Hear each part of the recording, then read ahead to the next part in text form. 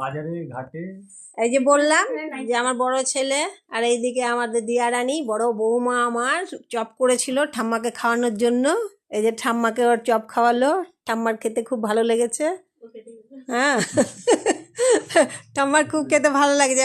মাকে জিজ্ঞেস কর, ঠাম্মাকে জিজ্ঞেস কর। আর এইদিকে আছে আমাদের আরেক বড় বৌমা, দেখ ও কোথায় লুকিয়ে লুকিয়ে গেল দেখছিস, খেপি খেপি বেরিয়ে এসো, বেরিয়ে এসো। এর মুখটা আমি তুলবো, দেখ লুকোচুরি করছে। এই যে ঠাম্মার কাছে বসে এখন ঠাম্মার আদর খাচ্ছে নাতি বাবু। মায়ের শরীরটা ভালো না, মায়ের শরীর ভালো না, ঠান্ডাতে একদম বসে আছে।